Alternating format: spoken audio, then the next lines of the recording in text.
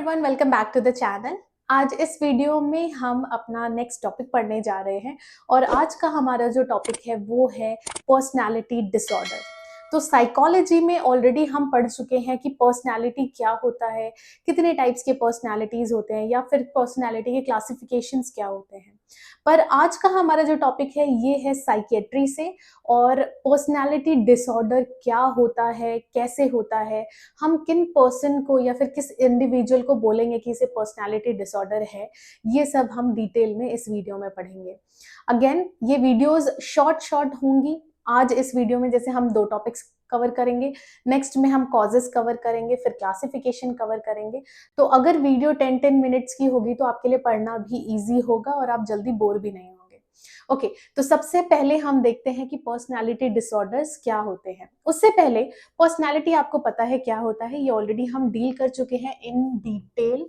और अगर किसी को पर्सनालिटी नहीं पता है क्या है तो आप वो साइकोलॉजी का पहला टॉपिक पढ़ सकते हैं, सो दैट आपको पर्सनालिटी डिसऑर्डर अच्छे से समझ में आ जाए। ओके, तो सबसे पहले हम डेफिनेशन देखेंगे पर्सनालिटी डिसऑर्डर का। ये क्या कहता है? A personality disorder is a mental condition in which a person has long-term pattern of thinking, feeling and behaving that are different from normal, difficult to change and cause problems in relationships, work and daily life. Okay, तो overall क्या बोलना चाहते हैं? देखो, personality क्या होता है?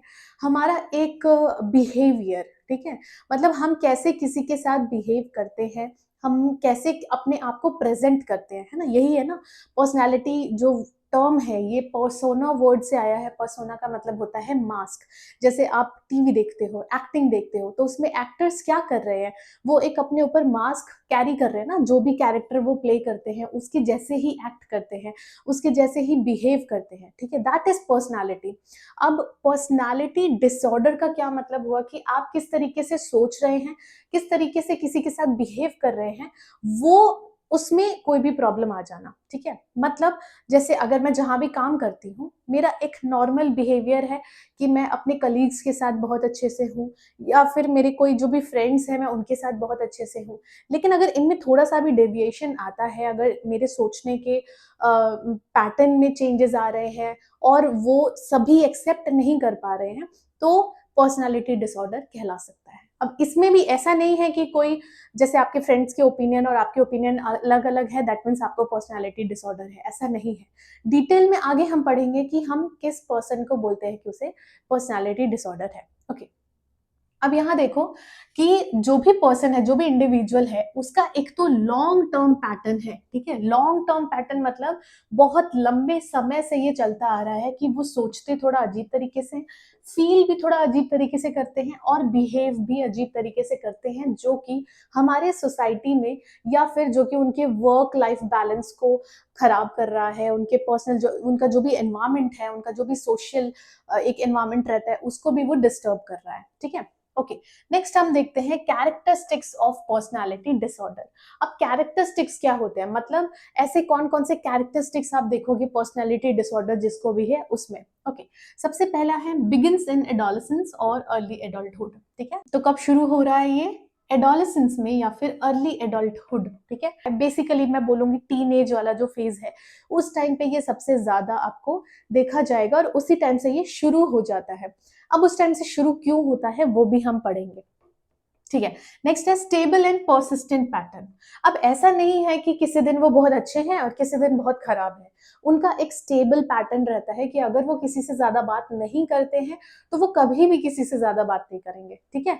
ये बस एक मैंने एग्जाम्पल देने के लिए बताया है। इट्स नॉट लाइक कि जो बात नहीं करते हैं उनको पर्सनैलिटी डिसऑर्डर है। जो भी उनका पैटर्न होता है वो एक स्टेबल पैटर्न है, वो एक ही तरीके से वो चलता रहता है। ओके, नेक्स्ट हम देखते हैं अफेक्ट्स, मतलब ये क्या क्या अफेक्ट कर रहा है। थिंकिंग, जैसे हमने यहाँ पे पढ़ा कि वो थिंकिंग को अफेक्ट करता है। तो जो भी पर्सन है जिनको पर्सनैलिटी डिसऑर्डर है, उनकी सोच बहुत डिफरेंट होती है। आगे चल के हम पर्सनैलिटी डिसऑर्डर के टाइप्स पढ़ेंगे, जैसे क्लस्टर ए, क्लस्टर बी, क्लस्टर सी, ऐसे कुछ टाइप्स हैं। उसके अंदर हम सब टाइप्स पढ़ेंगे। जैसे नार्सिस्टिक है, आपने ये बहुत सुना होगा, नार्सिस्टिक है ना, वो पर्सन बहुत नार्सिस्टिक है। तो नार्सिसिस्टिक में क्या है, वो अपने बारे में ही सोचते हैं, उन्हें सामने वाले से कोई मतलब ही नहीं होता, उन्हें फर्क ही नहीं पड़ता कि कौन हर्ट हो रहा है कौन नहीं हो रहा है, वो बहुत ईगोइस्टिक होते हैं, सिर्फ और सिर्फ अपने बारे में सोचते हैं।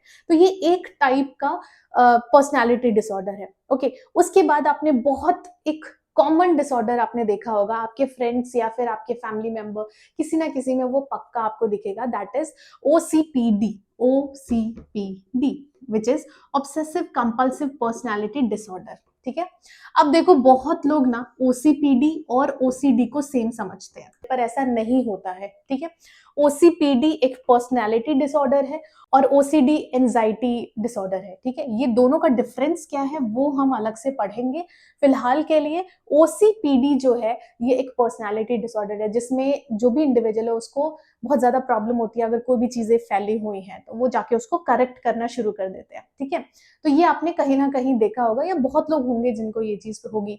हाथ 10 बार धोने की आदत होती है, खाना खाने से पहले, खाना खाने के बाद, अगर हाथ धोए बिना खाना कहीं खाना पड़ जाए तो बहुत ज्यादा इरिटेशन, या फिर ऐसा लगता है कि नहीं खाना ही नहीं खाना है, जब तक वो अपना हाथ धोएंगे नहीं तब तक वो कंफर्टेबल फील नहीं करते हैं। ठीक है, तो ये कुछ ट्रेड्स होते हैं, ये कुछ कैरेक्टरिस्टिक्स होते हैं पर्सनैलिटी डिसऑर्डर के।